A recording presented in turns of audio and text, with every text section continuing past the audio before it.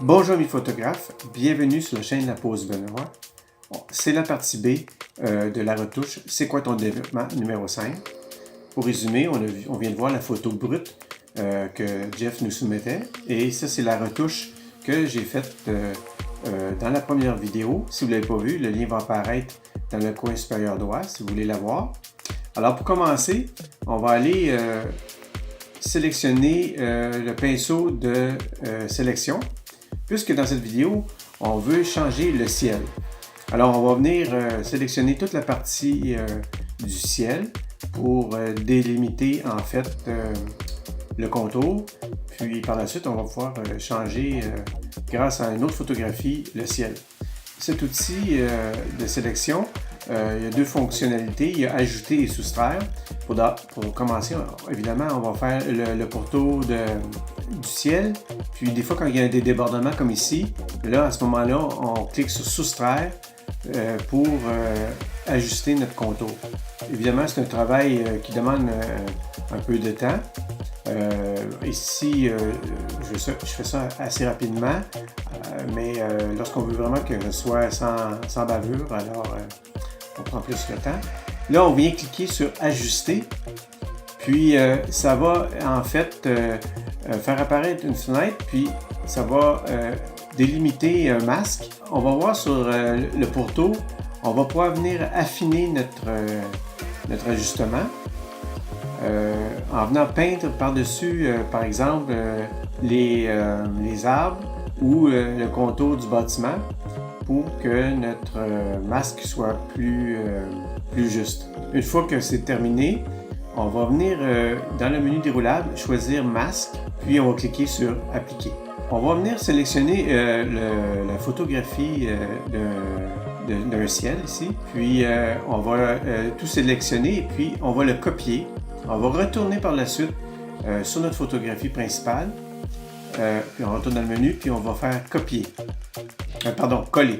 Et là, à ce moment-là, notre calque du ciel va apparaître. Maintenant, il va rester à le positionner correctement sur notre photo. Puis, on va venir cocher notre calque masque et on voit immédiatement que le ciel vient se superposer, s'intégrer, c'est-à-dire dans la photo. Maintenant, on va utiliser l'outil pinceau, puis on va ajouter l'épaisseur ici, pour venir peaufiner le contour. Ici, on voit que j'ai pas sélectionné le bon calque. On va sélectionner le calque masque. Puis, on va choisir, par exemple, la couleur blanche pour révéler le ciel ou la couleur noire pour venir ajuster les contours plus correctement. On va voir ici, je vais vous donner un exemple. Là.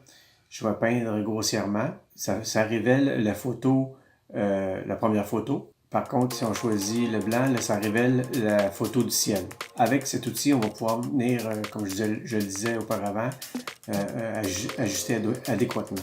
Ici, j'ai fait un ajustement de réglage décalage TSI pour venir ajuster la couleur du ciel. Alors, on peut voir au niveau du décalage de la luminosité, qu'est-ce que ça apporte à mon ciel. Et également le décalage de la saturation. Je vais à l'extrême pour voir les effets. Évidemment, on y va avec parcimonie au niveau des réglages. Autre truc pour ajuster notre ciel, on revient sur notre masque et on peut jouer avec l'opacité. Ça va finalement faire office de saturation puisque ça va révéler plus ou moins le calque du ciel. Autre calque que j'ai fait, c'est luminosité et contraste. Encore une fois, on peut jouer avec les curseurs à l'extrême pour voir qu'est-ce que ça donne. On remarque que j'ai décoché la petite case linéaire. Alors, ici, je règle le contraste à peu près 4%. Et au niveau de la luminosité, je crois que je vais la laisser à 0%. Non, tiens, je l'ai réglé à 10%. Maintenant, on va aller dans Nouveau calque de réglage.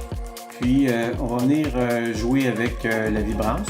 Ici, le calque, c'est placé exactement dans la série d'ajustements pour le ciel.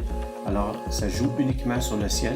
Si on veut que ça joue sur le bas de la photo, il faut venir l'intégrer dans le calque paysage urbain. Et là, on voit que la vibrance s'applique sur les bâtiments et la végétation. Le bas de la photo, en fait. Finalement, j'ai décidé d'appliquer la vibrance seulement au bas de la photo avec une vibrance au-delà de 50%. Alors, si vous voulez, il y a plusieurs méthodes pour changer un ciel. Alors, si vous voulez avoir une autre vidéo expliquant une autre méthode, laissez-moi un commentaire, puis je verrai par la suite si ça vaut la peine de faire une autre vidéo. Alors, je vous remercie pour votre attention et on se dit à la prochaine fois.